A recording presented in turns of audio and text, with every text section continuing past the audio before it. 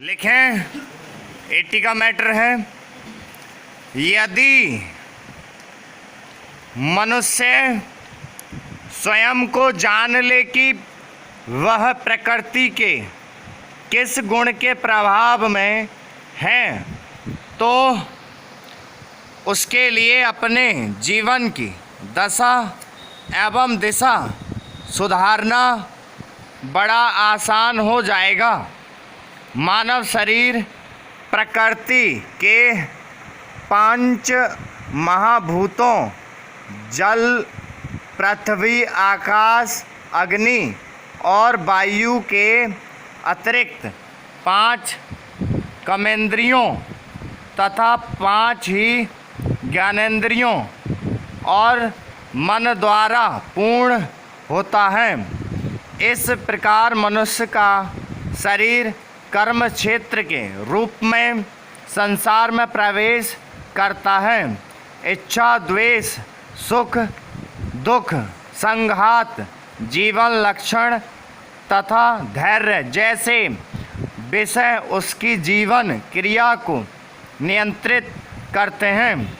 इस प्रकार 21 तत्वों से निर्मित मानव शरीर रूपी कार्य क्षेत्र में किस प्रकार की भावना जागृत होगी, जिनसे इंद्रिय विषय संचालित होंगे, उनका पूरा स्वरूप प्रकृति के गुणों सात्विक, राजसिक और तामसिक द्वारा निर्धारित होता है। मनुष्य संसार को पहले देखता है और फिर इंद्रिय विषयों के अनुसार कर्म करता है।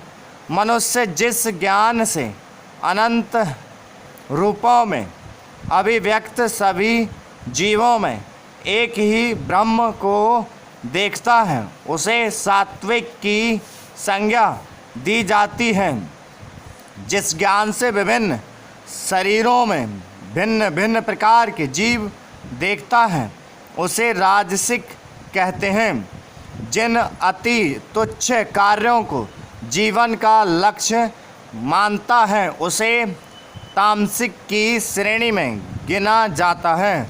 वहीं कर्मों में जब नियमित कर्म को राग द्वेष से रहित कर्म फल की इच्छा के बिना किया जाता है, तो वह सात्विक होता है। जो कार्य इच्छा पूर्ति के लिए प्रयास पूर्वक एवं मिथ्या अहंकार के भाव से किए जाते हैं, उन्हें राजोगुण कहा जाता है।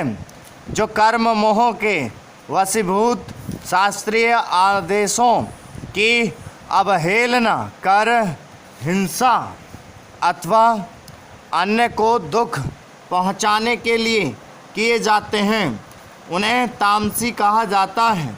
इस प्रकार यह निर्धारित किया जा सकता है कि मनुष्य प्रकृति के किस गुण के प्रभाव में जीवन यापन कर रहा है।